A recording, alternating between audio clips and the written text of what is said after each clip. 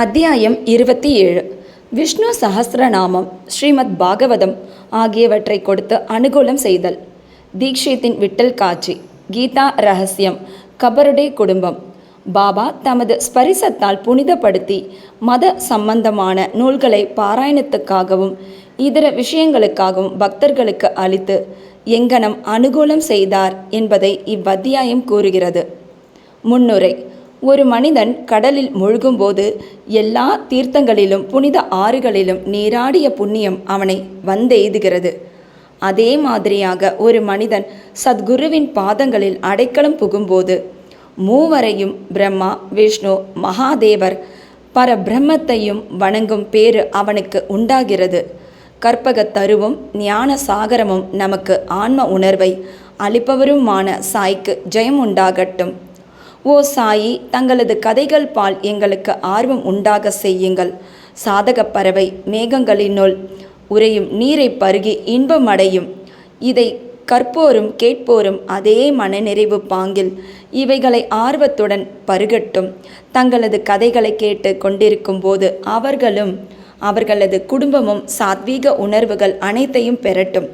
அதாவது மனம் உருகி கண்களில் நீர் நிறைய அவர்கள் மூச்சு ஒரே சீராக அமைந்து அவர்கள் மனம் அமைதியடைந்து மயிர்கூச்செறிந்து அழுது தேம்பி உடல் குலுங்கட்டும். எங்கள் பகைமையும் வித்தியாசங்களும் பெரியனவாயினும் சிறியனவாயினும் மறைந்தொழியட்டும்.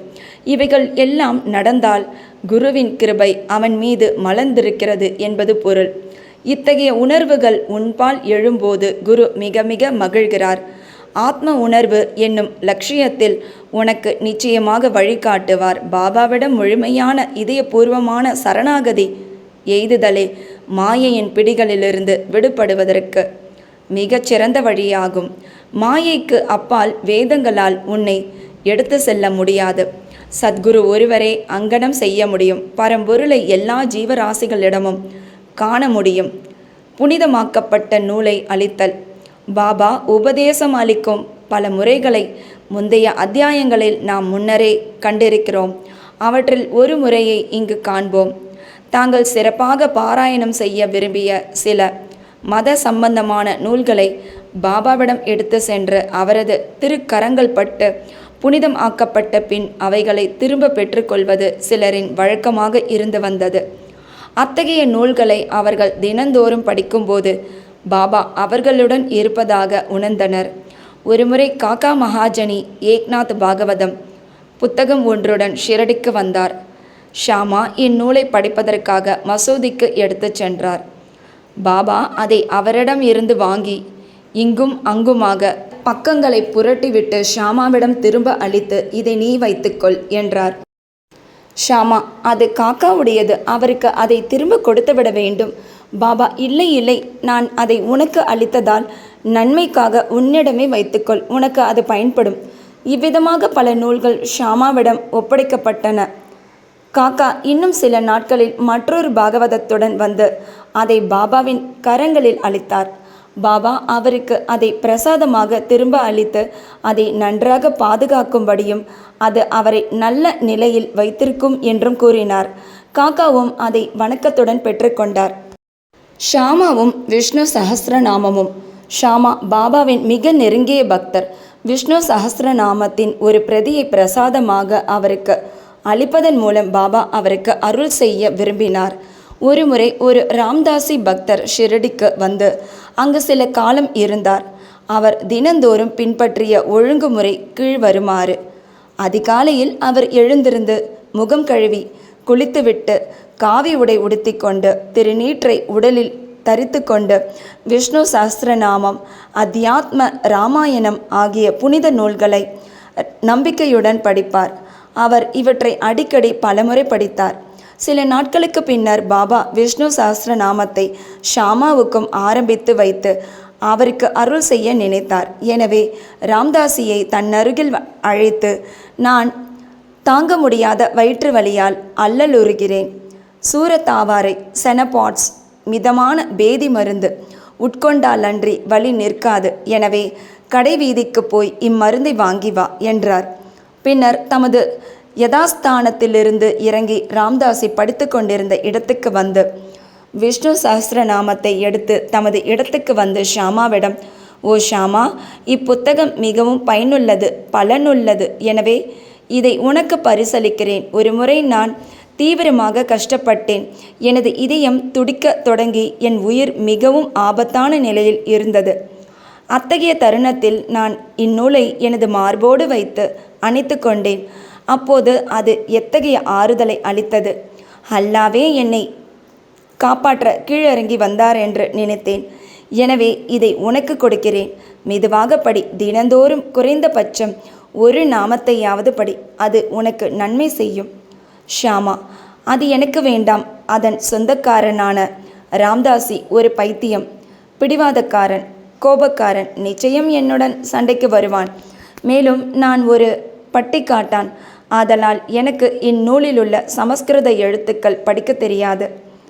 ஷாமா, பாபா தமது இச்செய்கையின் மூலம் தன்னை ராம்தாஸுக்கு எதிராக கிளப்பி விடுவதாக நினைத்தார். பாபா அவருக்காக என்ன நினைத்தார் என்பதை பற்றிய எண்ணமே அவருக்கு இல்லை. ஷாமா ஒரு பட்டிக்காடாக இருந்தபோதும் அவருடைய நெருங்கிய பக்தராகையால் இந்த விஷ்ணு சஹஸ்ரநாமத்தை அவர் கழுத்தில் சூட்டி உலக துன்பங்களினின்று அவரை காக்க பாபா எண்ணி இருக்க வேண்டும். கடவுள் நாமத்தின் சக்தி யாவரும் அறிந்ததே. அது நம்மை எல்லா பாவங்களினின்றும் காப்பாற்றி பிறப்பு இறப்பு சுழலினின்றும் நம்மை விடுதலையாக்குகிறது. இதைவிட சுலபமான சாதனம் வேறெதுவும் இல்லை. நம் மனதை மிகச்சிறந்த முறையில் அது தூய்மைப்படுத்துகிறது. அதற்கு எவ்வித சடங்கு முறைகளோ தடையோ கிடையாது. அது அவ்வளவு சுலபம், அவ்வளவு பயனுள்ளது. ஷாமா இந்த சாதனையில் ஆர்வம் கொள்ளாதவராய் இருப்பினும் பாபா இதைத்தான் ஷாமாவை செய்யும்படி விரும்பினார். எனவே பாபா அதை அவர் மேல் திணித்தார். ஏக்நாத் மகாராஜ் இம்மாதிரியாகவே ஒரு ஏழை பிராமணனிடம் விஷ்ணு சஹஸ்ரநாமத்தை திணித்து அவனை காப்பாற்றினார் என்று வெகு நாட்களுக்கு முன்பே கூறப்பட்டிருக்கிறது. விஷ்ணு சஹஸ்ரநாமத்தை பாராயணம் செய்வதும் மனதை தூய்மைப்படுத்துகின்ற திறந்த அகலமான வழியாகும். எனவேதான் பாபா இதை ஷாமாவிடம் திணித்தார். ராம்தாசி சூரத் தாவாரை விதைகளுடன் உடனே திரும்பினார். அங்கிருந்த அண்ணா செஞ்சனிக்கர் நாரதர் வேலை செய்ய விரும்பி நடந்ததையெல்லாம் அவரிடம் உரைத்தார். ராம்தாசி உடனே கோபத்தால் குதித்தார்.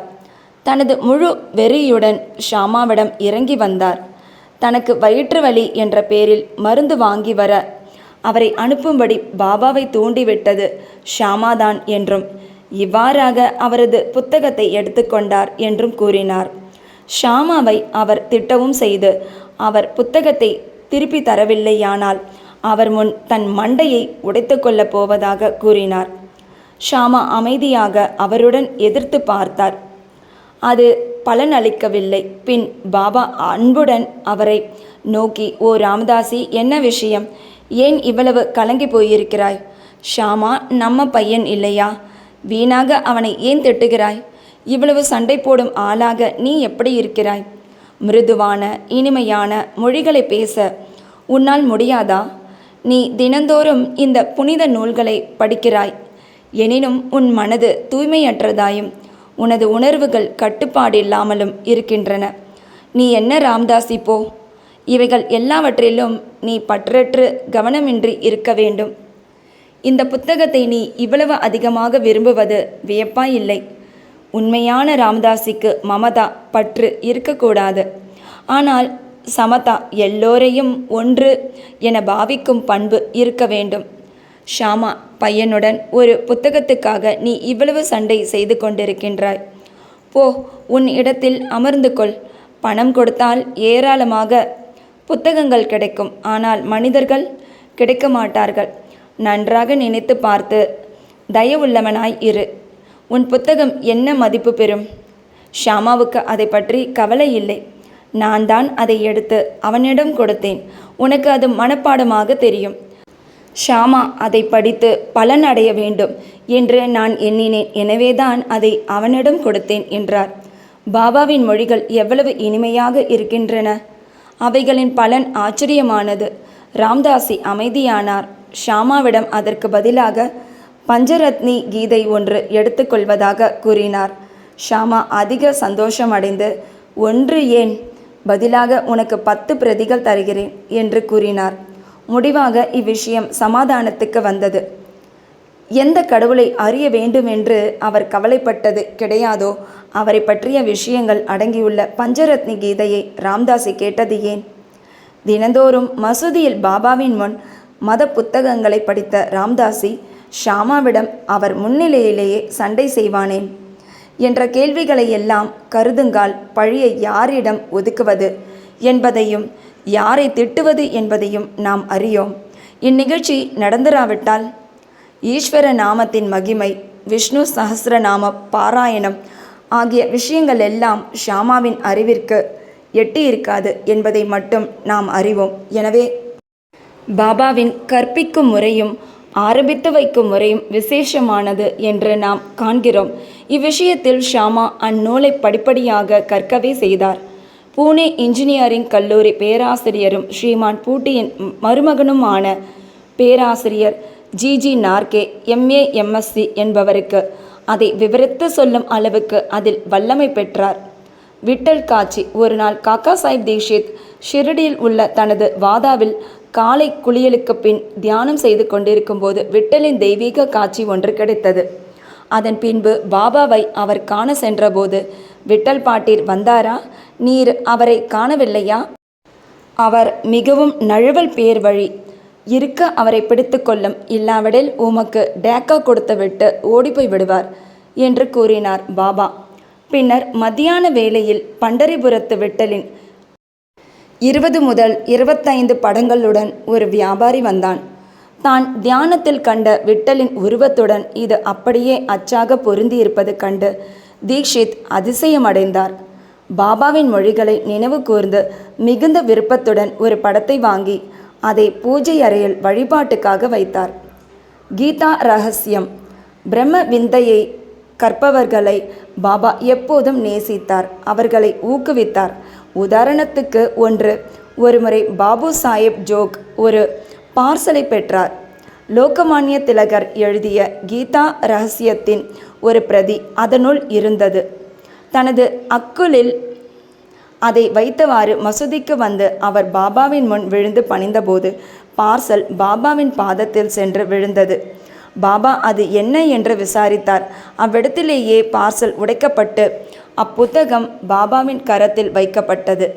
இங்கும் அங்குமாக அதன் சில பக்கங்களை அவர் புரட்டிவிட்டு தமது பையிலிருந்து ₹1 எடுத்து அதன் மீது வைத்து அதை ஜோக்கிடம் அளித்து, இதை முழுமையும் படி, உனக்கு நன்மை விளையும் என்றார். கபர்டே குடும்பம். கபர்டேயை பற்றிய விளக்கங்களுடன் இவ்வத்தியாயத்தை நாம் முடிப்போம்.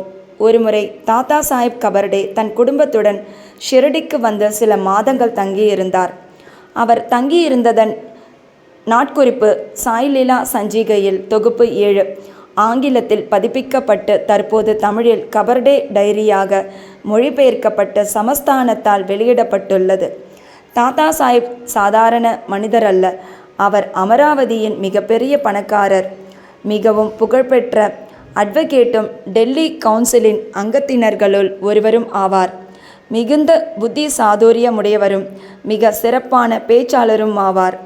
ஆயினும் பாபாவின் முன் வாய் திறக்க அவருக்கு தைரியமில்லை. பெரும்பாலான பக்தர்கள் பாபாவுடன் அடிக்கடி பேசி விவாதித்தனர்.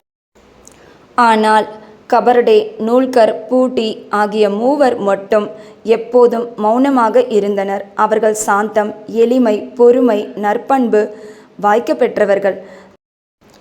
காக்கா சாஹிப் மற்றவர்களுக்கு பஞ்சதசியை புகழ்பெற்ற வித்யாரண்யரால் இயற்றப்பெற்ற அத்வைத்த தத்துவத்தை பற்றிய பிரசித்தமான சமஸ்கிருத நூல் படித்து விளக்கம் செய்யும் வல்லமை உடையவர்.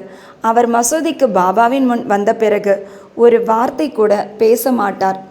வேதங்களில் கூட ஒருவன் எவ்வளவுதான் கற்று தேறி இருப்பினும் பிரம்மத்தை அறிந்தவன் முன் உண்மையிலேயே மங்கிவிடுகிறான். ஆன்ம அறிவின் முன் கல்வி பிரகாசிக்க முடியாது. தாத்தா சாஹிப் 4 மாதங்கள் தங்கியிருந்தார். ஆனால் அவர் மனைவியோ 7 மாதங்கள் தங்கியிருந்தாள். இருவரும் தங்களின் ஷிரடி வாசத்தை பற்றி மிகவும் மகிழ்ச்சியடைந்தனர். திருமதி கபர்டே பாபாவின் பால் விசுவாசம், பக்தி, ஆழ்ந்த அன்பு இவைகளை கொண்டிருந்தால் ஒவ்வொரு மதியமும் மசூதிக்கு அவளே பாபாவுக்கு நைவேத்தியத்தை எடுத்து வருவாள். அது பாபாவால் ஏற்றுக்கொள்ளப்பட்ட பின்புதான் அவள் உண்ண செல்வாள். அவளது நிதானமான உறுதியான பக்தியை மற்றவர்களுக்கு காட்ட பாபா விரும்பினார். ஒரு நாள் அவள் சன்சா கோதுமை பலகாரம், பூரி, சாதம், சூப், சர்க்கரை பொங்கல், வற்றல் இவைகளுடன் மசூதிக்கு வந்தாள். வழக்கமாக மணிக்கணக்கில் காக்கும் பாபா உடனே எழுந்திருந்து தனது சாப்பாட்டு இடத்துக்கு சென்று பாத்திரத்தின் மூடியை எடுத்துவிட்டு ஊக்கத்துடன் அவைகளை உண்ணத் தொடங்கினார். ஷாமா, ஏன் இந்த பாரபட்சம்? மற்றவர்களின் உணவை வீசி எறிந்துவிட்டு அவைகளை கண்ணெடுத்து பார்ப்பதற்கும் கவலை கொள்ளாமல் இருக்கிறீர்கள்.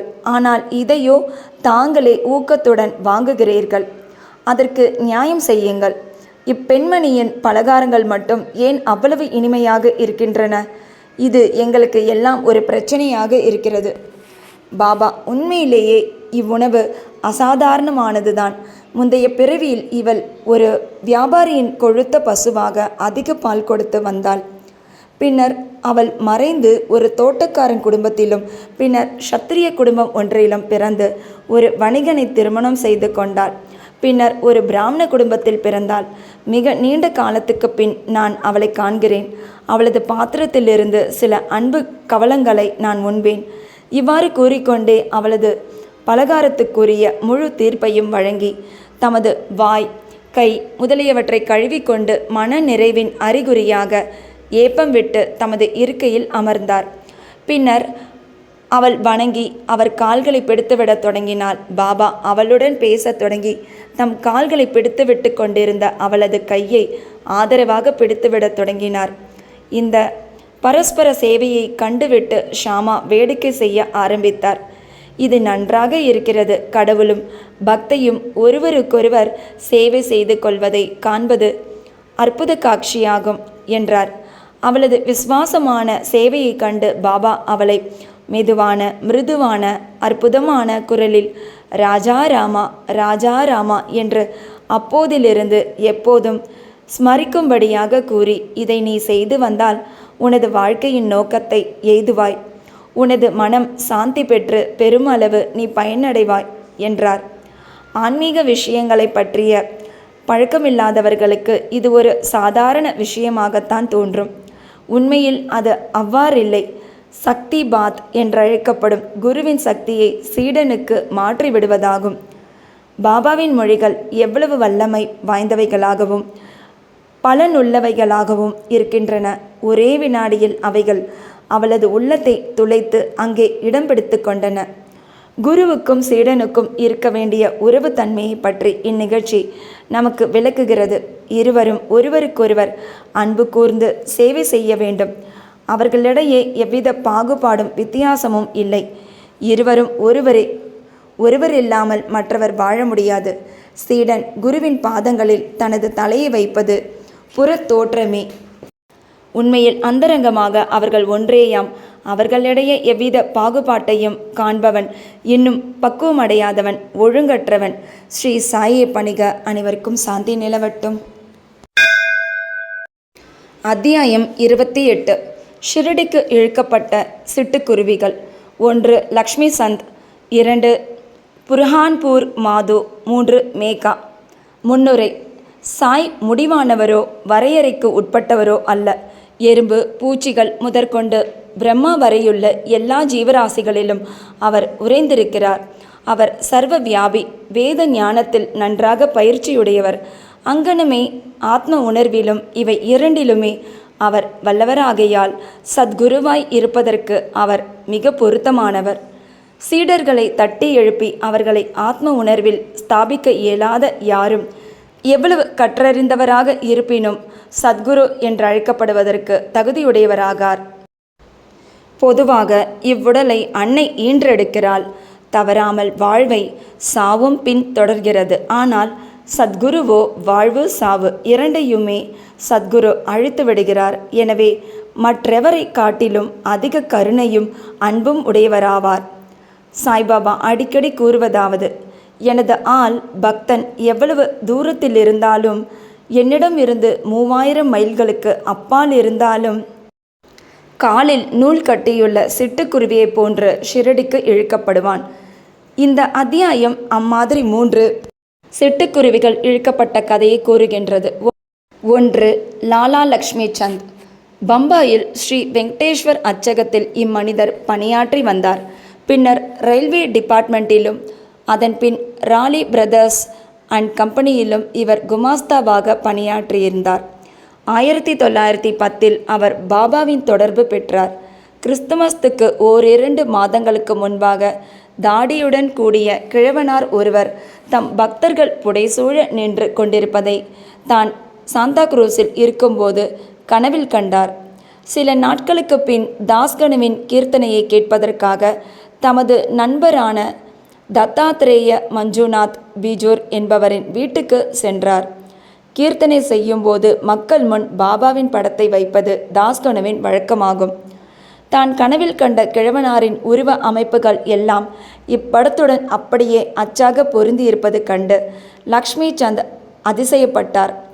தான் கனவில் கண்ட கிழவனார் சாய்பாபாவே என்ற முடிவிற்கு வந்தார்.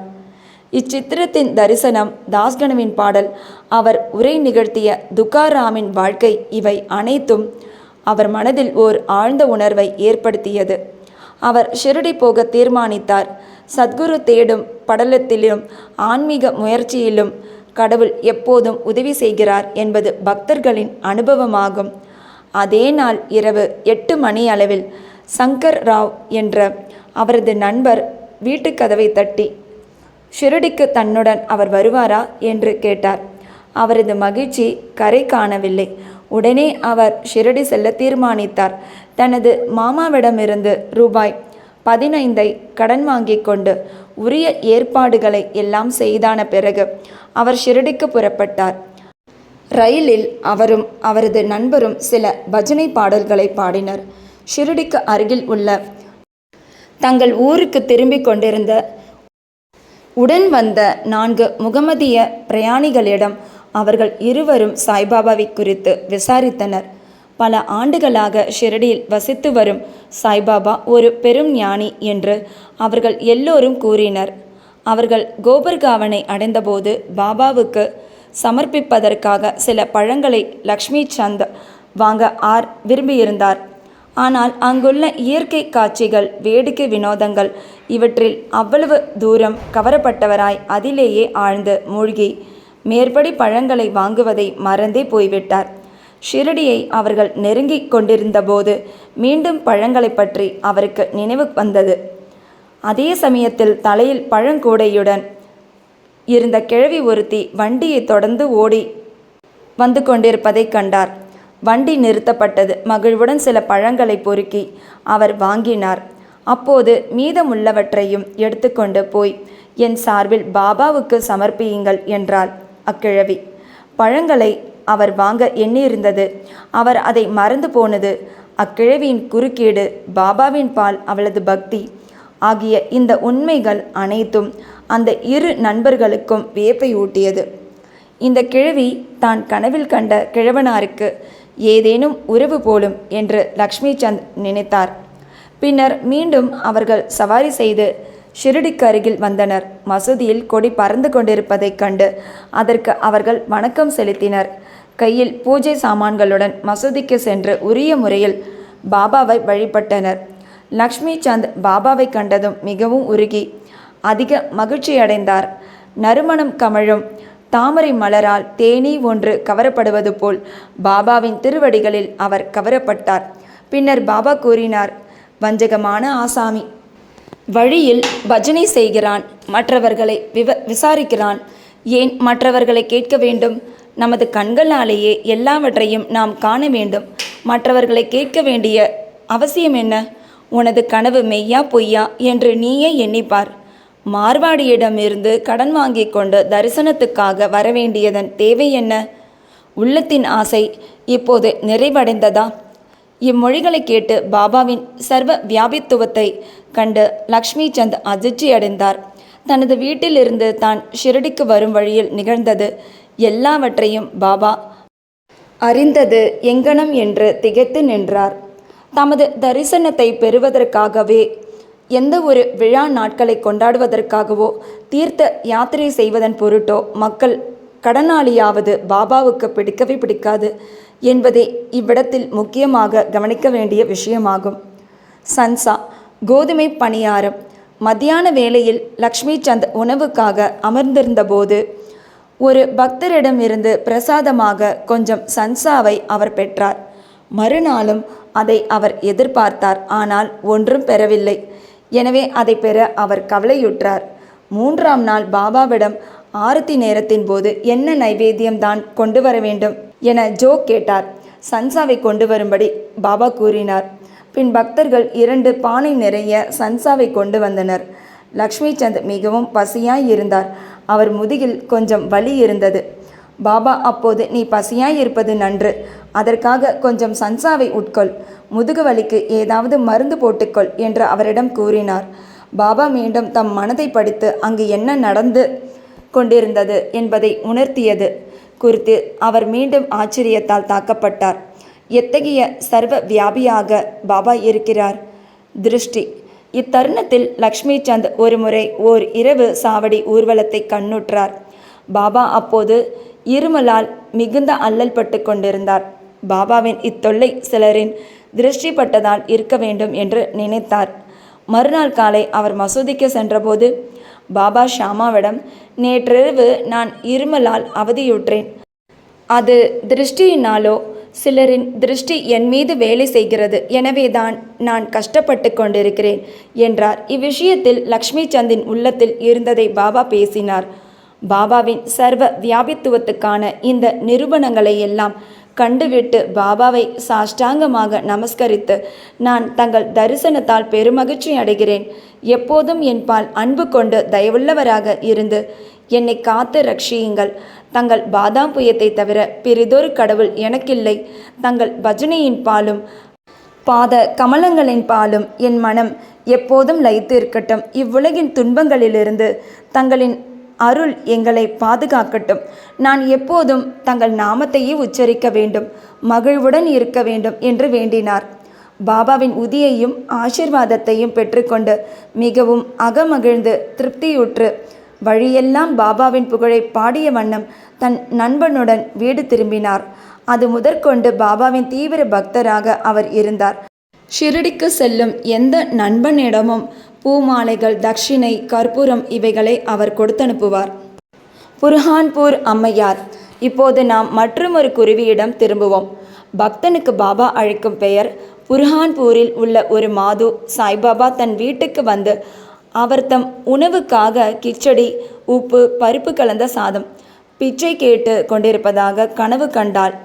விழித்து பார்க்கையில் வாசற்படியில் யாரையும் காணும் என்றபோதும் அக்காட்சியால் அவள் மனம் மிக நெகிழ்ந்து தனது கணவன் உள்ளிட்ட அனைவருக்கும் கூறினாள். தபால் இலாக்காவில் அவர் பணியாற்றி வந்தார். அவர் அகோலாவுக்கு மாற்றப்பட்ட போது பக்தர்களான கணவனும் மனைவியும் ஷிரடிக்கு போவதென தீர்மானித்தனர். ஒரு பொருத்தமான நாளில் இருவரும் புறப்பட்டு வழியில் கோமதி தீர்த்தத்துக்கு சென்றுவிட்டு ஷிரடியை அடைந்து அங்கு 2 மாதங்கள் தங்கினர். ஒவ்வொரு நாளும் அவர்கள் மசூதியை அடைந்து பாபாவை வழிபட்டு காலத்தை சந்தோஷமாக கழித்தனர். அவ்விருவரும் கிச்சடியை நைவேத்தியமாக சமர்ப்பிக்க ஷிரடிக்கு வந்தனர். ஆனால் முதல் 14 தினங்களுக்கு என்ன காரணத்தினாலோ அதை சமர்ப்பிக்க அவர்களுக்கு இயலவில்லை. அப்பெண்மணிக்கு இந்த காலதாமதம் பிடிக்கவில்லை. பின் 15வது நாள் அவள் தனது கிச்சடியுடன் மசூதிக்கு வந்தாள். பாபாவும் மற்றவர்களும் ஏற்கனவே சாப்பாட்டுக்காக அமர்ந்து கொண்டிருப்பதையும் திரை தொங்க விட்டிருப்பதையும் கண்டாள். ஆனால் அவளால் பொறுக்க இயலவில்லை. திரையை கையால் விலக்கிவிட்டு உள்ளே நுழைந்தாள். அப்பலகாரத்துடன் அவள் வந்ததும் பாபா மிகவும் மகிழ்ந்து கரண்டி கரண்டியாக கிச்சடியை உண்டார். இவ்விஷயத்தில் பாபாவின் ஊக்கத்தை கண்டு எல்லோரும் அதிசயமடைந்தனர். இந்த கிச்சடி கதையை கேட்பவர்களுக்கெல்லாம் பக்தர்கள் பால் பாபா கொண்டிருந்த அசாதாரண அன்பு உறுதியாயிற்று. மேகா. இப்போது நாம் 3வதும் பெரியதுமான சிட்டுக்குருவியிடம் போவோம். ராவ் பகதூர் அரிவிநாயக் சாதேவின் பிராமண சமையல்காரனான வீரம்காவனை சேர்ந்த மேகா என்பவன் எளிமை மிகுந்தவன், படிக்காதவன். அவன் ஒரு சிவபக்தன். நமசிவாய என்ற பஞ்சாட்சரத்தை அவன் சதா காலமும் ஸ்மரித்து வந்தான். சந்தியாவை பற்றியோ அதன் முக்கிய மந்திரமான காயத்ரியை பற்றியோ அவனுக்கு எதுவும் தெரியாது. சாதே அவனிடம் ஆர்வம் பூண்டு அவனுக்கு சந்தியாவையும் காயத்ரியையும் கற்பித்தார். ஷிரடி சாய்பாபாவின் சிவனின் அவதாரம் என்று அவனுக்கு கூறி ஷிரடிக்கு அவனை புறப்பட செய்தார். புரோச் ரயில் நிலையத்தில் சாய்பாபா ஒரு முகமதியர் என்று கேள்விப்பட்டான். அவனது வைதிகமான எளிய மனம் ஒரு முகமதியர் முன் வணங்குவதை குறித்து மிகவும் குழப்பமடைந்ததால் தன்னை அங்கு அனுப்ப வேண்டாமென அவனது எஜமானரை வேண்டிக் கொண்டான். ஆனால் அவரோ போக வேண்டியதை வற்புறுத்தி அவரிடமிருந்த தனது மாமனாரான கணேஷ் தாமோதர் என்ற தாத்தா கேல்கருக்கு ஒரு கடிதம் கொடுத்து அவனை சாய்பாபாவுக்கு அறிமுகப்படுத்துமாறு அனுப்பினார். அவன் ஷிரடிக்கு சென்று மசூதியை அடைந்தபோது பாபா மிகவும் கோபமாய் இருந்தார். அவனை மசூதிக்குள் நுழைய விடவில்லை. அந்த ராஸ்களை வெளியே தள்ளு என்று கர்ஜித்தார். நீ உயர்ந்த ஜாதி பிராமணன், நான் கீழான முகமதியன். இங்கு வருவதால் நீ உனது ஜாதியை இழந்து விடுவாய். எனவே நீ போய்விடு என்று அவனை நோக்கி உரைத்தார். இவ்வுரைகளை கேட்டதும் மேகா நடுங்கத் தொடங்கினான். தன் மனதில் என்ன நிகழ்ந்து கொண்டிருக்கிறது என்பதை பாபா எங்கனம் அறியலானார் என்பது குறித்து அவன் ஆச்சரியப்பட்டு கொண்டிருந்தான். அவன் அங்கு சில நாட்கள் தங்கி பாபாவுக்கு தனக்கே உரிய முறையில் சேவை செய்து கொண்டிருந்தான். ஆனால் இன்னும் பக்குவம் அடையவில்லை.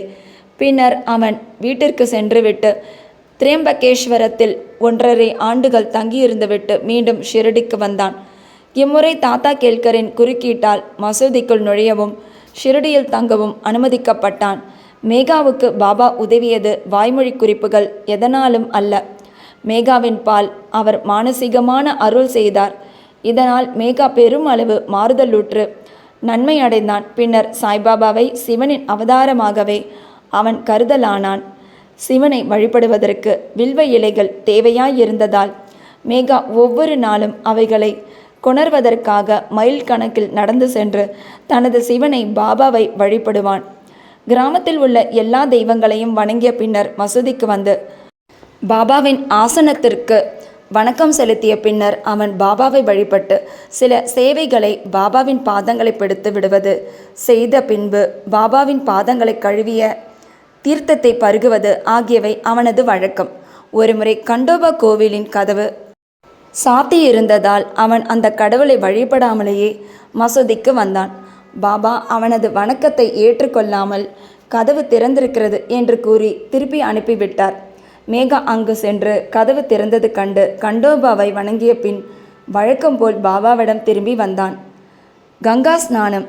ஒரு மகர சங்கராந்தி தினத்தன்று பாபாவின் உடலில் சந்தனம் பூசி அவரை கங்கை நீரால் குளிப்பாட்ட மேகா விரும்பினான். இந்த செயல்முறைக்கு உடன்பட முதலில் பாபா மனதில்லாதவராய் இருந்தார். ஆனால் அவனது தொடர்ந்த வேண்டுதல்களின் காரணமாக சம்மதித்தார். கோமதி ஆற்றிலிருந்து புனித நீர் கொணர்வதற்காக அவன் 24 மைல் நடந்து போய் வர வேண்டும். அவ்வாறு நீர் கொண்டு வந்து மத்தியான ஸ்நானத்திற்காக எல்லா ஏற்பாடுகளையும் செய்துவிட்டு பாபாவை அதற்காக தயாராய் இருக்கும்படி கேட்டுக்கொண்டான். ஒரு பக்கிரி என்ற முறையில் தனக்கும் கங்கை நீருக்கும் ஒன்றும் தொடர்பு இருக்கவில்லை என்று கூறி மீண்டும் அவனிடம் இந்த குளியலிலிருந்து தப்பித்து கொள்ள வேண்டினார். ஆனால் மேகா அதற்கு செவிசாய்க்கவில்லை. கங்கை நீர் அபிஷேகத்தால் சிவபெருமான் மகிழ்கிறார் என்று அவனுக்கு தெரியும். அந்த நல்ல நாளன்று அவனது சிவனுக்கு பாபா அந்த அபிஷேகத்தை செய்தாக வேண்டும்.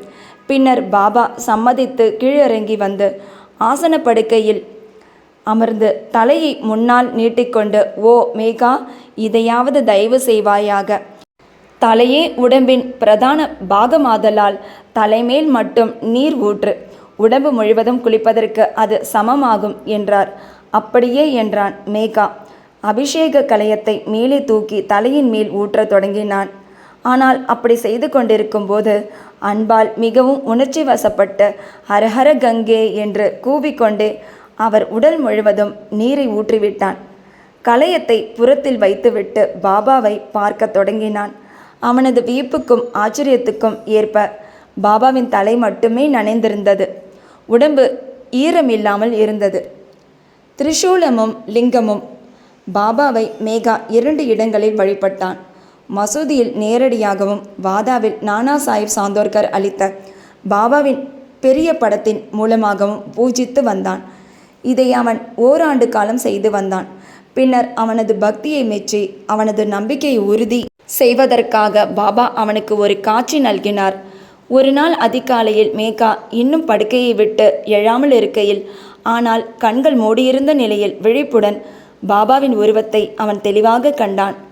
அவன் விழித்திருப்பதை அறிந்து பாபா அவன் மீது அக்ஷதையை வீசி எறிந்து, மேகா, திரிசூலம் வரை என்று உரைத்து மறைந்துவிட்டார். இவ்வார்த்தைகளை கேட்டு அவன் ஆவலுடன் கண்களை திறந்தான். ஆனால் அங்கு பாபாவை காணவில்லை. அக்ஷதை மட்டும் அங்கும் இங்கும் சிதறி கிடப்பதை கண்டான். பின்னர் பாபாவிடம் சென்று காட்சியை பற்றி கூறி ஒரு திரிசூலம் வரைவதற்கு அவரின் இசைவையும் கேட்டான். பாபா, திரிசூலம் வரையும்படி நான் முன்னை கேட்ட மொழிகளை நீ கேட்கவில்லையா? எனது மொழிகள் எப்போதும் பொருள் என்னும் சூழ் கொண்டிருக்கின்றன, ஒருபோதும் வெறுமையானதல்ல. மேகா, என்னை தாங்கள் எழுப்பியதாக கருதினேன். ஆனால் எல்லா கதவுகளும் மூடியிருந்ததால் அதை ஒரு காட்சியாக நினைத்தேன். பாபா, நான் நுழைவதற்கு எனக்கு எவ்வித கதவும் தேவையில்லை. எனக்கு எவ்வித உருவமோ நீளமோ கிடையாது. எப்போதும் எங்கும் நான் வசிக்கிறேன். என்னை நம்பி என்பால் லயமாகும் மனிதனின் எல்லா காரியங்களையும் பொம்மலாட்டத்தை போன்று நான் நின்று நடத்துகிறேன். மேகா வாதாவுக்கு திரும்பி வந்து பாபாவின் படத்தருகே சிவப்பு திரிசூலம் ஒன்றை சுவரில் வரைந்தான். மறுநாள் பூனேவில் இருந்து ஒரு ராம்தாசி பக்தர் வந்து பாபாவை வணங்கி அவருக்கு ஒரு லிங்கத்தை சமர்ப்பித்தார். இச்சமயத்தில் மேகாவும் அவ்விடம் வந்தான். பாபா அவனிடம், பார், சங்கர் வந்துவிட்டார், இப்போது அவரை காப்பாற்று, அதாவது வழிபடு. சூலத்தை லிங்கம் உடனே தொடர்ந்து வந்தது கண்டு மேகா அதிசயமடைந்தான். வாதாவிலும் கூட காக்கா சாஹிப் தீக்ஷித் குளித்த பின் கையில் துவட்டிய துண்டுடன் நின்று சாயியை நினைத்து கொண்டிருந்தார். அப்போது மனக்காட்சியில் ஒரு லிங்கத்தை கண்டார். இது குறித்து அவர் அதிசயப்பட்டு கொண்டிருக்கையில் மேகா அவ்விடம் வந்து பாபா தனக்கு பரிசளித்த லிங்கத்தை அவரிடம் காட்டினான். தான் சில நிமிட நேரங்களுக்கு முன் காட்சியில் தரிசித்த லிங்கம் இதனுடன் அச்சாக பொருந்தியிருப்பது கண்டு அவர் மிகவும் மகிழ்வுற்றார். சில நாட்களில் திரிசூலம் வரைவதும் முடிவடைந்தது. பாபா அந்த லிங்கத்தை மேகா வழிபட்டு கொண்டிருந்த பெரிய படத்தின் அருகில் ஸ்தாபித்தார். சிவபூஜை செய்வது மேகாவுக்கு மிகவும் பிடித்தமானது. திரிசூலம் வரைய செய்வித்தும் அதன் அருகில் லிங்கத்தை ஸ்தாபித்தும் பாபா அவனது நம்பிக்கையை ஊர்ஜிதம் செய்தார். பல ஆண்டுகள் தொடர்ந்த சேவைக்கு பின்னர் ஒவ்வொரு நாள் மத்தியானமும் மாலையும் வழக்கமான வழிபாட்டையும் ஆரத்தியையும் செய்த பின்பு 1912 மேகா சிவபதம் சேர்ந்தான். பின்னர் பாபா தமது கைகளை அவனது உடல் மீது தடவி, இவன் என் உண்மை பக்தன் என உரைத்தார். தமது சொந்த செலவிலேயே வழக்கமான சாப்பாடு பிராமணர்களுக்கு செய்து வைக்க ஆணையிட்டார். இது காக்கா சாஹிப் தீக்ஷித்தால் நிறைவேற்றப்பட்டது. ஸ்ரீ சாயி பணிக. அனைவருக்கும் சாந்தி நிலவட்டும். அத்தியாயம் 29. 1. சென்னை பஜனை சங்கம். 2. டெண்டுல்கர் தகப்பனாரும் மகனும். 3. Doctor captain Hade. 4. வாமன் நார்வேகர் ஆகியோரின் கதைகள். இந்த அத்தியாயம் சாய்பாபாவை பற்றிய மற்ற பல அற்புதமான சுவையான கதைகளை விவரிக்கிறது. சென்னை பஜனை சங்கம் 1916ஆம் ஆண்டில் இந்த குழு காசிக்கு தீர்த்த யாத்திரையாக புறப்பட்டது.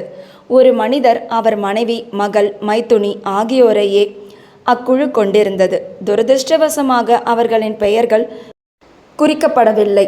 போகும் வழியில் அகமத் நகர் ஜில்லா கோபர்காவன் தாலுகாவிலுள்ள ஷிரடியில் தமது பக்தர்களுக்கும் அங்கு சென்று தங்களது திறமைகளை காட்டிய திறமைசாலிகளுக்கும் தினந்தோறும் பணத்தை விநியோகித்து வரும் தாராளமும் அமைதியும் சாந்தியும் உடைய பெரும் ஞானி ஒருவர் இருக்கிறார் என்று அவர்கள் கேள்விப்பட்டனர்.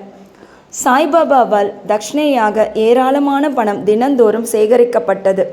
இத்தொகையிலிருந்து பக்த கொண்டாஜியின் மகளான அமணி என்ற 3 வயது குழந்தைக்கு தினந்தோறும் ரூபாய் 1, வேறு சிலருக்கு தினந்தோறும் ரூபாய் 2 முதல் ரூபாய் 5 வரையும், அமணியின் தாயாருக்கு தினந்தோறும் ரூபாய் 6 மற்றும் அவர் விரும்பியவாறு மற்ற பக்தர்களுக்கு தினந்தோறும் ரூபாய் 10 முதல் ரூபாய் 20 வரையிலும், சமயத்தில் ரூபாய் 50 கூட அவர் விநியோகித்தார்.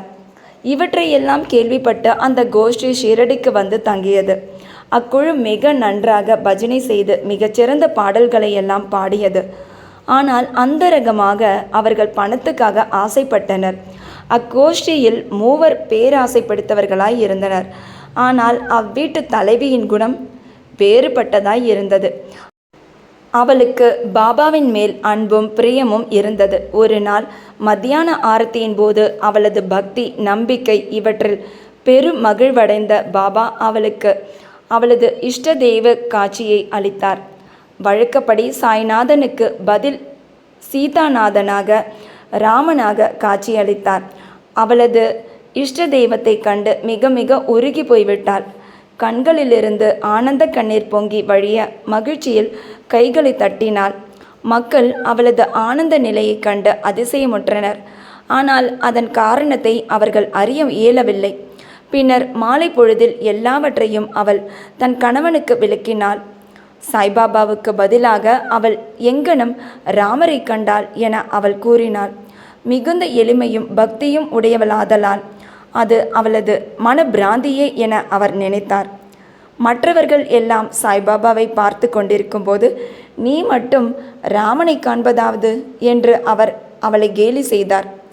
அவளது மனம் அமைதியாகவும் சாந்தமாகவும் இருந்தபோதெல்லாம் அடிக்கடி ஸ்ரீ ராம தரிசனத்தை கண்டாள். ஆதலால் அவள் இக்கூற்றை செவி சாய்க்கவில்லை. அற்புத காட்சி. இம்மாதிரியாக எல்லாம் நடந்து கொண்டிருந்தபோது ஒரு நாள் இரவு அவள் கணவர் தன் கனவில் அற்புத காட்சி ஒன்றை கண்டார். அது கீழ்வருமாறு. அவர் ஒரு பெரிய நகரத்தில் இருக்கிறார். போலீஸ் அவரை கைது செய்து கைகளை கட்டி லாக்கப்பில் வைத்திருக்கிறது. போலீஸ் நன்றாக அழுத்தி கட்டி கொண்டிருக்கும் போது ஜெயிலுக்கு வெளியில் சாய்பாபா அமைதியாக நின்று கொண்டிருப்பதை காண்கிறார். பாபா இவ்வளவு அருகில் இருப்பதை கண்டு வெளிப்படையான குரலில் அவரிடம், உமது புகழை கேள்விப்பட்டு நான் உமது திருவடிகளிடையே வந்தேன். தாங்களே நேரில் நின்று கொண்டிருக்கும் போது எனக்கு இந்த கேடு ஏன் நிகழ வேண்டும் என வினவுகிறார். பாபா, உனது கர்மத்தின் விளைவை நீ அனுபவித்தாக வேண்டும். அவர், இந்த பிறவியில் இத்தகைய துரதிர்ஷ்டத்தை அளிக்கும் விதத்தில் நான் ஏதும் செய்யவில்லையே. பாபா, இப்பிறவில் இல்லை என்றால் உனது போன பிறவியில் நீ ஏதும் பாவம் செய்திருப்பாய். அவர், எனது முந்தைய பிறவி பற்றி எனக்கு ஏதும் தெரியாது. ஆனால் அப்படியே நான் செய்திருப்பதாகவே வைத்து கொண்ட போதிலும் தங்கள் சாநித்தியத்தின் முன்னர் நெருப்பில் வைக்கோல் எறிவதைப் போன்று ஏன் அவைகள் அழிக்கப்படக்கூடாது? பாபா, உனக்கு அத்தகைய நம்பிக்கை உண்டா? அவர், ஆம். பாபா, உனது கண்களை மூடு. அவர் கண்களை மூடியது தான் தாமதம். ஏதோ ஒன்று கீழே விழுந்து பலத்த அடிபடுவது போல் கேட்டது. அவர் கண்களை திறந்தபோது தாம் விடுதலையாகி இருப்பதையும் போலீஸ் இரத்தம் சிந்தி கீழே விழுந்து கிடப்பதையும் கண்டார். மிகவும் பீதி அடைந்து பாபாவை அவர் பார்த்தார். பாபா, நீ இப்போது நன்றாக பிடிபட்டு கொண்டாய். இப்போது அதிகாரிகள் வந்து உன்னை கைது செய்வார்கள். அவர் கெஞ்சினார். தங்களை தவிர என்னை காப்பாற்றுவார் வேறு ஒருவரும் இல்லை. எப்படியாவது என்னை காப்பாற்றுங்கள் என்றார். பின்னர் பாபா அவரை மீண்டும் கண்களை மூட சொன்னார். அவர் அதே மாதிரியாக செய்து பின் கண்களை திறந்ததும் அவர் ஜெயிலுக்கு வெளியே விடுதலையாகி இருப்பதையும் பாபா அவர் அருகில் இருப்பதையும் கண்டார். பாபாவின் காலடிகளில் அப்போது அவர் விழுந்தார். இந்த நமஸ்காரத்திற்கும் முந்தைய நமஸ்காரங்களுக்கும் ஏதேனும் வித்தியாசம் உண்டா என்று பாபா கேட்டார். ஏராளமான வித்தியாசம் இருக்கிறது. எனது முந்தைய நமஸ்காரங்கள் எல்லாம் தங்களிடம் இருந்து பணம் பெறுவதற்காக செய்யப்பட்டன. ஆனால் இந்த நமஸ்காரமோ தாங்கள் கடவுள் என்ற எண்ணத்தில் செய்யப்படுகிறது. அத்துடன் தாங்கள் முஸ்லீமாக இருந்து கொண்டு இந்துக்களை பாழ்படுத்துவதாக நினைத்தேன். பாபா, முகமதிய கடவுள் மீது உனக்கு நம்பிக்கை இல்லையா? அவர், இல்லை. பாபா, பஞ்சா என்ற உலோகத்தால் ஆன கை அடையாளம் உங்கள் வீட்டில் இல்லையா? தாபூத் மொகரம் சமயத்தில் நீ அதை வழிபடுவதில்லையா? கல்யாணம் மற்றும் இதர பண்டிகை காலங்களில் நீங்கள் அமைதிப்படுத்தி ஆற்றும் காட்பீபி என்ற மற்றொரு முகமதிய பெண் தெய்வம் உங்கள் வீட்டில் இல்லையா? அவர் இவைகளையெல்லாம் ஒத்துக்கொண்டார். பாபா, உனக்கு வேறென்ன வேண்டும்? அவரது குரு ராம்தாஸின் தரிசனத்தை பெற அவர் மனதில் அவா ஒன்று எழுந்தது. அப்போது பாபா பின்னால் திரும்பி பார்க்க சொன்னார். அவர் திரும்பிய போது ராம்தாஸ் நின்று கொண்டிருந்தார். அவர் காலடியில் விழப்போன போது ராம்தாஸ் மறைந்து விட்டார். பின்னர் அவர் பாபாவை வெறுப்பத்துடன், நீங்கள் வயதானவராக தோன்றுகிறீர்களே, உங்கள் வயது என்னவென்று தெரியுமா என்று கேட்டார். பாபா, என்ன, நான் கிழவன் என்றா சொல்கிறாய்? என்னோடு ஒரு ஓட்டப்பந்தயம் விட்டு பார்த்துவிட்டு சொல். இதை கூறிவிட்டு பாபா ஓடத் தொடங்கினார். அவரும் பின்னால் ஓடினார். ஓடும்போது பாபா அவர் தம் பாதத்தால் எழும்பிய தூசியில் மறைந்து விட்டார். அவரும் கண் விழித்தார். விழித்த பின் கனவு காட்சியை பற்றி அவர் தீவிரமாக சிந்தித்தார். அவரது மனோபாவனை முற்றிலுமாக மாறிவிட்டது. பாபாவின் பெருமையை அவர் உணர்ந்து கொண்டார். இதன் பின் அவரது பறிக்கும் குணமும் சந்தேகமும் மறைந்து ஒழிந்தன. பாபாவின் பாதாம்புயத்தில் உண்மையான பக்தி அவருக்கு ஏற்பட்டது. அக்காட்சி கனவுதான். ஆனால் கேட்கப்பட்ட வினா விடைகள் மிகவும் விறுவிறுப்பானதும் பொருள் செறிந்ததும் ஆகும். மறுநாள் காலை எல்லோரும் ஆர்த்திக்காக மசூதியில் குழுமிய போது பாபா அவருக்கு 2 ரூபாய் மதிப்புள்ள இனிப்புகளையும் தம் பாக்கெட்டிலிருந்து 2 ரூபாய் பணமும் எடுத்து பிரசாதமாக அளித்தார். மேலும் சில நாட்கள் அவரை அங்கு தங்க செய்து, அல்லாஹ் உனக்கு தாராளமாக அளிப்பார், உனக்கு எல்லாவித நன்மைகளையும் செய்வார் என்று ஆசி கூறினார். அங்கு அவர் அதிகமாக பணம் பெறவில்லை, ஆனால் அதற்கும் மேலானவைகளை பெற்றார். அதாவது பாபாவின் ஆசியை. அது அவருக்கு தொடர்ந்து நன்மை அளித்து வந்தது. பின்னால் அக்கோஷ்டிக்கு ஏராளமான பணம் கிடைத்தது. அவர்களது பிரயாணம் வெற்றிகரமாக முடிவடைந்தது. அவர்கள் பிரயாணத்தின் போது எவ்வித அசௌகரியமோ தொல்லையோ ஏற்படவில்லை. பாபாவின் அருளால் எய்திய ஆனந்தத்தையும் ஆசிகளையும் நினைத்தவாறே பத்திரமாகவும் சௌக்கியமாகவும் வீடு திரும்பினர். டெண்டுல்கர் குடும்பம்.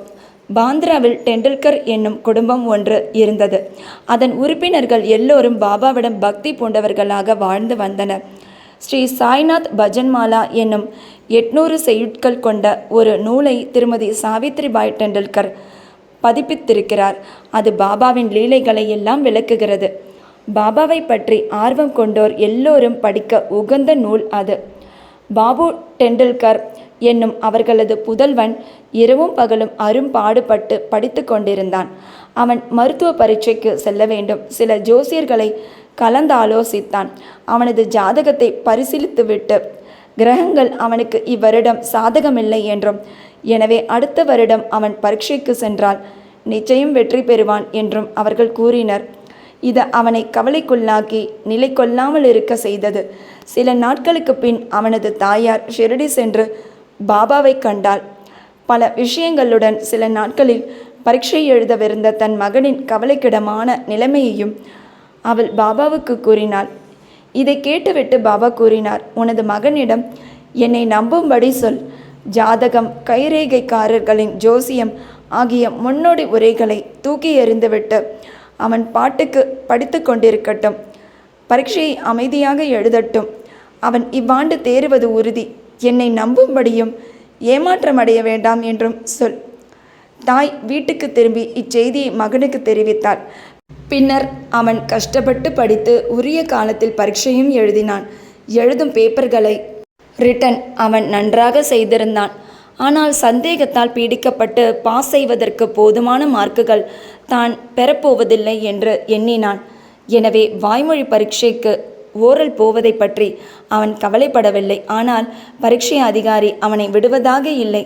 அவன் எழுதிய பேப்பர்களில் பாஸ் செய்துவிட்டதாகவும் வாய்மொழி பரீட்சைக்கு அவன் வரவேண்டும் என்றும் சக மாணவன் ஒருவன் மூலம் செய்தி அனுப்பினார். இவ்வாறாக அவன் அப்பரீட்சையில் தேறுவதற்கு ஊக்குவிக்கப்பட்டு 2லுமே வெற்றி அடைந்தான். கிரகங்கள் அவனுக்கு எதிராக இருந்த போதிலும் பாபாவின் அருளால் அவன் இவ்வாறாக வெற்றி பெற்றான். ஐயங்களும் கஷ்டங்களும் நம்மை சற்றே அசைத்து நம்பிக்கையை உறுதிப்படுத்தவே சொல்கின்றன என்பதை இங்கே அறிய வேண்டும். நாம் வாழ்க்கையில் சோதனைக்குள்ளாக்கப்படுகிறோம். முழு நம்பிக்கையுடன் பாபாவை பற்றி கொண்டு நமது முயற்சிகளை தொடர்ந்து செய்வோமே ஆனால் நமது முயற்சிகள் அனைத்தும் முடிவாக வெற்றி முடி சூட்டப்பெறும். இப்பையனின் தந்தையாரான ரகுநாத் ராவ் பம்பாயில் உள்ள வெளிநாட்டு வாணிப கம்பெனி ஒன்றில் பணியாற்றி வந்தார். வயதாகிவிட்டபடியால் அவரால் வேலையை சரியாக செய்ய இயலவில்லை. எனவே அவர் ஓய்விற்காக விடுப்பு எடுக்க வேண்டியதாயிற்று. விடுமுறையின் போது அவர் தேகநிலை முன்னேறாததால் லீவை அதிகப்படுத்துவதோ அல்லது வேலை நின்று ஓய்வு பெறுவதோ தவிர்க்க முடியாததாகிவிட்டது. அவர் முதுமையும் நம்பிக்கையும் வாய்ந்த பணியாளராக இருப்பதால் அந்த ஸ்தாபனத்தின் முக்கிய மேனேஜர் அவருக்கு ஒரு பென்ஷனுடன் ஓய்வு கொடுக்க தீர்மானித்தார். எவ்வளவு பென்ஷன் கொடுப்பது என்ற பிரச்சனை இத்தகைய தீர்மானத்திலிருந்து வந்தது. அவர் மாதம் ரூபாய் 150 பெற்று வந்தார். பென்ஷன் தொகையான ரூபாய் 75 வீட்டு செலவுகளை பராமரிக்க போதுமானவை அன்று. எனவே அவர்கள் எல்லாம் இவ்விஷயத்தில் கவலையுள்ளவர்களாக இருந்தனர். முடிவான ஏற்பாட்டுக்கு 15 தினங்களுக்கு முன்பாக பாபா திருமதி டெண்டுல்கரின் கனவில் தோன்றி, பென்ஷன் 100 ரூபாயாக அளிக்கப்பட வேண்டும் என நான் விரும்புகிறேன். இது உனக்கு திருப்திதானே என்று கேட்டார். பாபா, இம்மாதிரி ஏன் என்னை கேட்க வேண்டும்? நாங்கள் உங்களையே முழுவதும் நம்புகிறோம் என்று திருமதி டெண்டுல்கர் பதிலளித்தார். பாபா ரூபாய் 100 என்று கூறிய போதும் ரூபாய் 10 இன்னும் அதிகமாகவே கொடுக்கப்பட்டது. இது ஒரு விசேஷ நீதியாக தமது பக்தர்களுக்கு அத்தகைய அற்புதமான அன்பையும் பாதுகாப்பையும் பாபா நிச்சயமாகவே காண்பிக்கிறார் என்பதை உணர்த்துகிறது. கேப்டன் ஹாடே. பிகானேரில் தங்கியிருந்த கேப்டன் ஹாடே என்பவர் பாபாவின் மிக பெரும் பக்தர். ஒரு முறை அவரது கனவில் பாபா தோன்றி, என்னை மறந்து விட்டாயா என்று கேட்டார். ஹாடே உடனே பாபாவின் பாதங்களை பிடித்து கொண்டு, தனது தாயை குழந்தை மறந்துவிட்டால் அது எங்கனும் காப்பாற்றப்படும் என்றார். பின்னர் ஹாடே தோட்டத்துக்கு சென்று அவரைக்காய் பறித்து ஒரு விருந்துக்கும் தட்சிணைக்கும் ஏற்பாடு செய்துவிட்டு இவைகளை எல்லாம் பாபாவுக்கு சமர்ப்பிக்க இருந்தபோது விழித்து கொண்டார். சில நாட்களுக்கு பின் அவர் குவாலியர் வந்தவுடன் ஒரு நண்பருக்கு ரூபாய் 12 மணி ஆர்டர் மூலம் அனுப்பி ரூபாய் 2 ஷிதா மளிகை பொருட்களுக்கும் காய்கறிகளுக்கும் ரூபாய் 10 பாபாவுக்கு தட்சிணையாக அளிக்கும் குறிப்பையும் அனுப்பியிருந்தார். அந்த நண்பர் ஷிரடிக்கு சென்று குறிப்பிடப்பட்ட சாமான்களை எல்லாம் வாங்கினார். ஆனால் காய்கறிகள் கிடைக்கவில்லை. சிறிது நேரத்தில் தலையில் சுமந்து கொண்டு ஒரு கூடைக்காரி வீதியில் எதிர்பட்டால் வியப்பிற்கேற்ப அந்த கூடையில் வேண்டிய அவரைக்காய் கிடைத்தது. அது வாங்கப்பட்டு மற்ற எல்லா பொருட்களுடன் சேர்த்து கேப்டன் ஹாடேயின் சார்பில் பாபாவுக்கு சமர்ப்பிக்கப்பட்டன. நிமோன்கர் அடுத்த நாள் நைவேத்தியம் சோறும் காய்கறியும் தயார் செய்து பாபாவுக்கு கேப்டன் ஹாடேயின் சார்பில் சமர்ப்பித்தார்.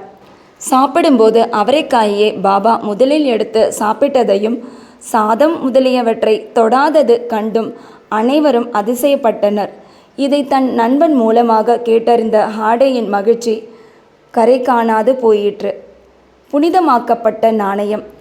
பாபாவின் ஸ்பரிசத்தால் புனிதமாக்கப்பட்ட நாணயம் ஒன்று தன் வீட்டில் இருக்க வேண்டுமென பெரிதொரு சமயத்தில் கேப்டன் ஹாடே விரும்பினார். ஷிரடிக்கு போய்கொண்டிருந்த நண்பர் ஒருவரை சந்தித்தார். அவரிடம் தமது நாணயத்தை அனுப்பினார். அந்த நண்பர் ஷிரடிக்கு சென்று நமஸ்கரித்த பின் முதலில் தமது ரூபாயை தட்சிணையாக அவர் பாபாவுக்கு அளித்தார். அதை அவர் வாங்கி சட்டை பையில் போட்டுக்கொண்டார். பின் நண்பர் ஹாடேயின் நாணயத்தை கொடுத்தார். அதை பாபா கையில் வாங்கி உற்று பார்த்துவிட்டு தமது வலது கை கட்டை விரலால் சுண்டிவிட்டு பிடித்து விளையாடினார். பின் அந்த நண்பரிடம் அவர் உதி பிரசாதத்துடன் இதை அதன் உரிமையாளரிடம் திரும்ப கொடு, அவரிடம் இருந்து எனக்கு எதுவும் வேண்டியதில்லை என்று கூறு, அமைதியுடனும் திருப்தியுடனும் அவரை வாழச் சொல் என்று கூறினார். அந்த நண்பர் குவாலியருக்கு திரும்பி புனிதமாக்கப்பட்ட நாணயத்தை ஹாடேயிடம் திரும்ப அளித்து ஷிரடியில் நிகழ்ந்த எல்லாவற்றையும் அவருக்கு கூறினார். இம்முறை ஹாடே மிகவும் மகிழ்ந்து பாபா எப்போதும் தாம் விரும்பிய மாதிரியான நல்ல எண்ணங்களை ஊக்குவிக்கிறார் என்று உணர்ந்தார். பாபாவும் அதையே முறையாக நிறைவேற்றினார். வாமன் நார்வேக்கர்.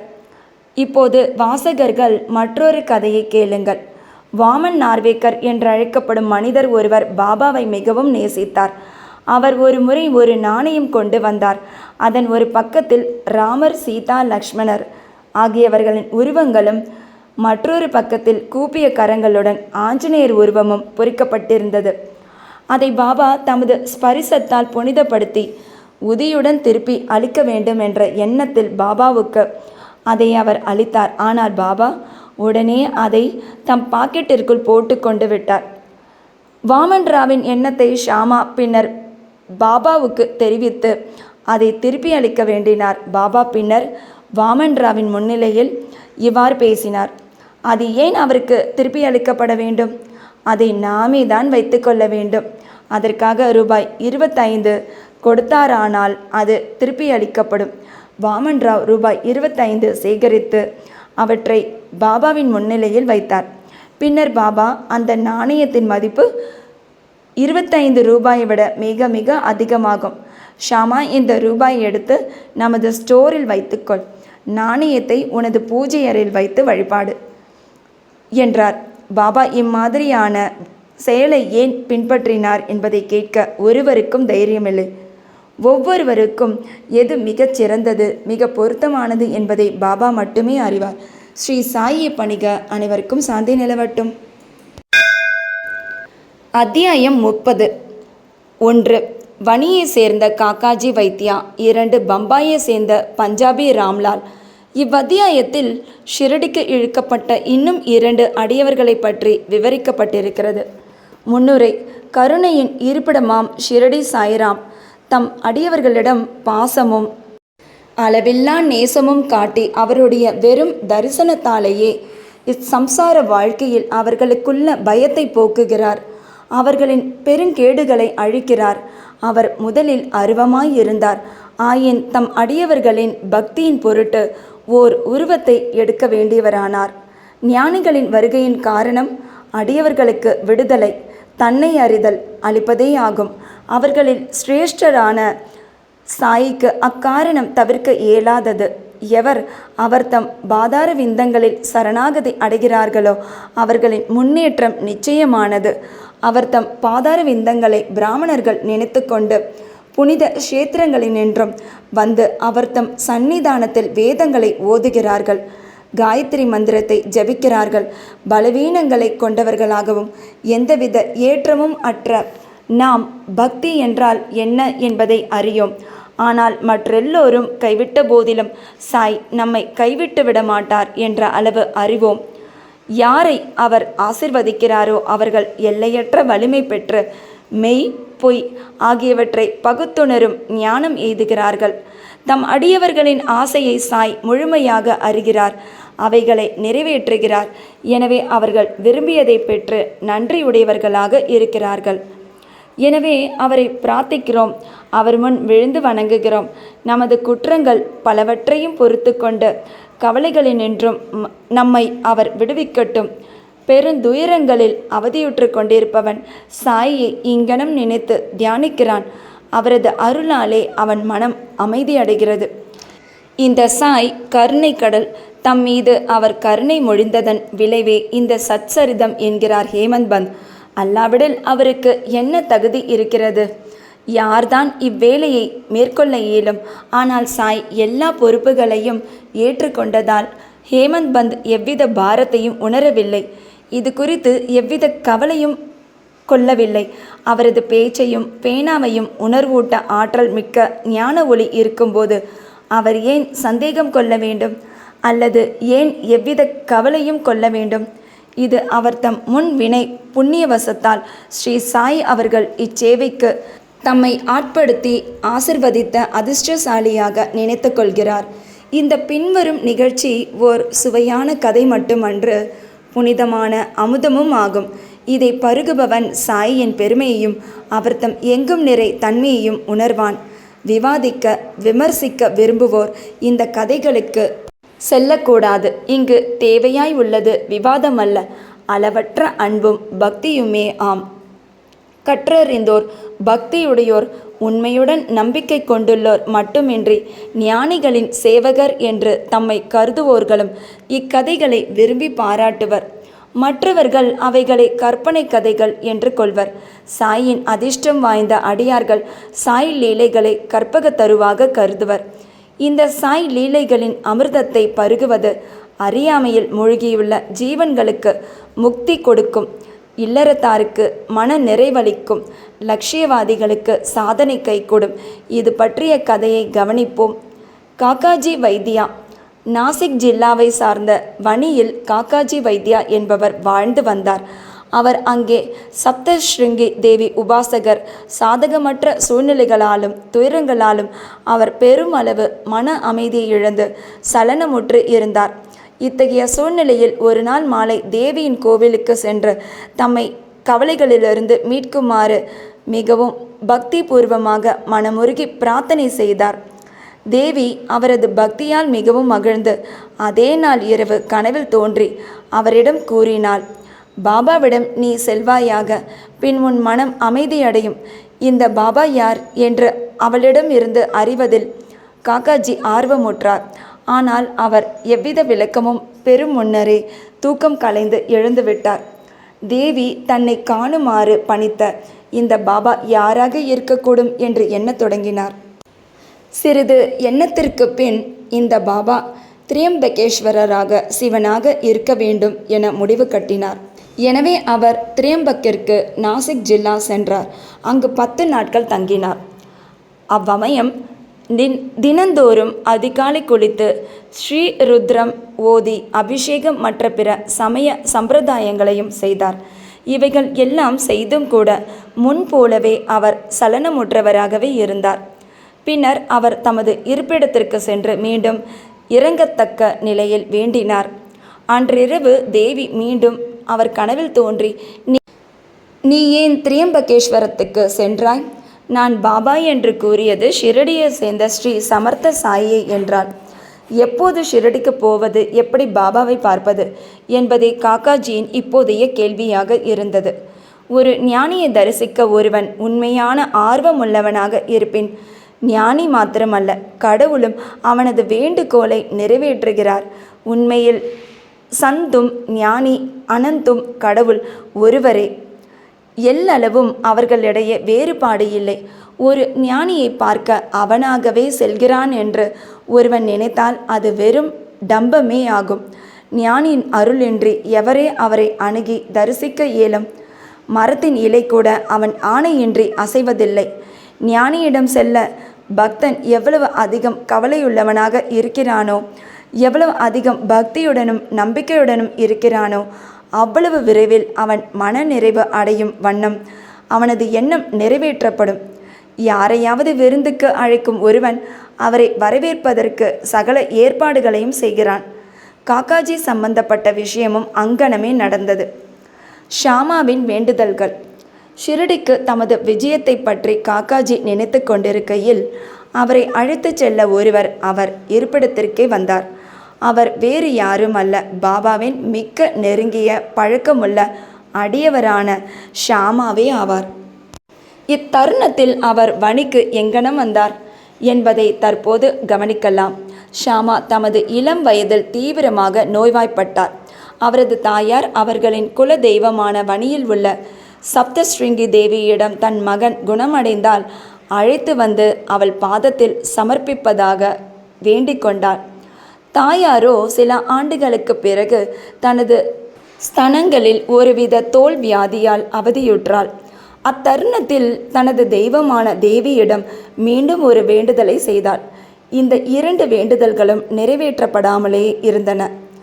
அவளது மரணப்படுக்கையில் தனது மகன் ஷாமாவை தன் அருகே அழைத்து வேண்டுதல்களை குறித்து அவரது கவனத்தை ஈர்த்து அவற்றை நிறைவேற்றுவதாக சத்தியம் வாங்கிய பின்பு உயிர் நீத்தாள். சில நாட்களுக்கு பின்னர் ஷாமா இவ்வேண்டுதல்களை குறித்து மறந்துவிட்டார். இவ்வாறாக 30 ஆண்டுகள் கடந்தன. இத்தருணத்தில் ஒரு புகழ்பெற்ற ஜோதிடர் ஷிரடிக்கு வந்து அங்கு 1 மாதம் தங்கியிருந்தார். ஸ்ரீமான் பூட்டியையும் மற்றவர்களையும் குறித்து அவர் கூறிய முன்னோடி செய்திகள் யாவும் உண்மையாயின. அனைவரும் மகிழ்ந்தனர். ஷாமாவின் தம்பியான பாபாஜியும் ஜோதிடரை கலந்து ஆலோசித்தார். அப்போது அவரது தாயாரின் வேண்டுதல்களை அவரின் அண்ணன் அவளின் மரணப்படுக்கையில் நிறைவேற்றுவதாக வாக்களித்தது இன்னும் நிறைவேற்றப்படவில்லை. எனவே கடவுள் அவர்கள் மீது மகிழ்வுறாமல் அவர்களுக்கு துன்பங்களை அளித்து கொண்டு இருக்கிறார் என்று கூறினார். பாபாஜி இதை தன் அண்ணனிடம் கூறவும் அவர் நிறைவேற்றப்படாத வேண்டுதல்களை நினைவு கூர்ந்தார். மேற்கொண்டு எவ்வித தாமதமும் ஆபத்தானது என எண்ணி ஒரு பொற்கல்லனை அழைத்து ஒரு ஜதை வெள்ளி ஸ்தனங்களை தயாரிக்க சொன்னார். பின்னர் அவர் மசூதிக்கு சென்று பாபாவின் முன்னால் விழுந்து பணிந்து அவர் முன்னர் 2 வெள்ளி ஸ்தனங்களையும் வைத்து ஏற்றுக்கொண்டு தம்மை வேண்டுதல்களினின்று விடுவிக்கும்படி, ஏனெனில் பாபாவே ஷாமாவுக்கு சப்தஸ்ருங்கி தெய்வம், வேண்டிக் கொண்டார். சப்தஸ்ருங்கி கோவிலுக்கு அவரையே போகும்படியும் அவற்றை தேவியின் பாதங்களில் அவரையே சமர்ப்பிக்கும்படியும் பாபா வற்புறுத்தினார். பாபாவின் அனுமதியையும் உதியையும் பெற்ற பின் ஷாமா வணிக்கு புறப்பட்டார். அங்கு அவர் பூசாரியை தேடிக்கொண்டு காக்காஜியின் வீட்டை வந்தடைந்தார். காக்காஜி அப்போதுதான் பாபாவை பார்க்க மிக்க கவலை உள்ளவராக இருந்தார். அத்தருணத்தில் ஷாமாவும் அங்கு வந்தடைந்தார். எத்தகைய வியத்தகு ஒற்றுமை இது! காக்காஜி அவரை யார் அவர் என்றும் எப்போது அவர் வந்தார் என்றும் விசாரித்தார். அவர் ஷிரடியிலிருந்து வந்திருக்கிறார் என்று அறிந்தவுடன் உடனே அவரை கட்டி அணைத்து கொண்டார். அன்பால் அவர் அந்த அளவிற்கு ஆக்கிரமிக்கப்பட்டிருந்தார். பின்னர் அவர்கள் சாயின் லீலைகளை பற்றி பேசினர். ஷாமாவின் வேண்டுதல்களை நிறைவேற்றிய பின்னர் இருவரும் ஷிரடிக்கு புறப்பட்டனர். காக்காஜி மசூதிக்கு சென்று பாபாவின் பாதத்தில் விழுந்தார். உடனே அவர் கண்கள் குளமாயின. அவர் அமைதியுற்றார். தேவியின் காட்சியின்படியே பாபாவை பார்த்தவுடன் அவர் மனம் சலனங்களை இழந்து அமைதியாயும் அடக்கமாகவும் ஆயிற்று. தமது மனதில் காக்காஜி கீழ்க்கண்டவாறு எண்ண ஆரம்பித்தார். என்ன வியத்தகு சக்தி இது!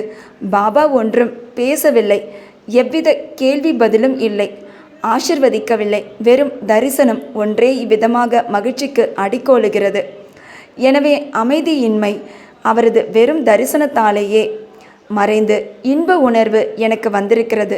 இதுவே தரிசனத்தின் பெருமை எனப்படுவது. அவரது பார்வை சாயின் பாதங்களில் நிலை கொண்டது. அவரால் ஒரு வார்த்தை கூட பேச இயலவில்லை. பாபாவின் லீலைகளை கேட்டு கரை காணா மகிழ்ச்சி அடைந்தார். பாபாவிடம் முழுமையாக சரணடைந்து தம் கவலைகளையும் கஷ்டங்களையும் மறந்தார். களப்பற்ற இன்பத்தை அவர் எய்தினார். அங்கு அவர் 12 நாட்கள் தங்கியிருந்தார். பாபாவிடம் விடைபெற்று உதி, ஆசிர்வாதம் இவைகளுடன் வீடு திரும்பினார். ரஹத்தாவை சேர்ந்த குஷாசந்த், அதிகாலை நேரங்களில் நாம் காணும் கனவானது விழித்திருக்கும் போது நனவாகிறது என்று சொல்லப்படுகிறது. அம்மாதிரி இருக்கலாம். ஆனால் பாபாவின் கனவுகட்கு கால நேதி இல்லை. நிகழ்ச்சி ஒன்றை குறிக்குங்கால் ஒரு நாள் மாலை பாபா காக்கா சாஹிப் தீக்ஷித்தை அழைத்து ரஹத்தாவிற்கு சென்று தாம் நெடுநாள் குஷாசந்தை பார்க்காத காரணத்தால் அவரை ஷிரடிக்கு அழைத்து வருமாறு கூறினார். அங்கனமே காக்கா சாஹிப் ஒரு குதிரை வண்டியை அமர்த்தி கொண்டு ரஹத்தா சென்று பாபாவின் செய்தியை தெரிவித்தார். அதை கேட்டு குஷாசந்த் ஆச்சரியமடைந்தார். அன்று மதியம் உண்ட பின் சிறு துயில் கொண்டிருந்த போது பாபா அவர் கனவில் தோன்றி உடனே ஷிரடிக்கு வரும்படி கூறினார் என்றும் தாமும் ஷிரடிக்கு வருவதற்கு ஆவலாக இருப்பதாகவும் குஷாசந்த் கூறினார். பக்கத்தில் தமது குதிரை இல்லாததால் தமது மகனை பாபாவுக்கு அறிவிக்கும்படியாக அனுப்பியிருந்தார். அவருடைய மகன் கிராம எல்லைக்கு போய்க் கொண்டிருந்த போது தீக்ஷித்தின் வண்டி எதிரே வந்தது. தீக்ஷித் குஷாசந்தை அழைத்து வரவே தாம் அனுப்பப்பட்டிருப்பதாக அறிவித்தார். பின் இருவரும் ஷிரடி திரும்பினர். குஷாசந்த் பாபாவை கண்டார்.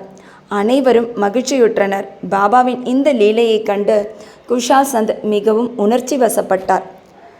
பம்பாயை சேர்ந்த பஞ்சாபி ராம்லால் பம்பாயை சேர்ந்த ராம்லால் என்ற பஞ்சாபி பிராமணர் ஒரு கனவு கண்டார். அதில் பாபா தோன்றி ஷிரடிக்கு வரும்படி கூறினார்.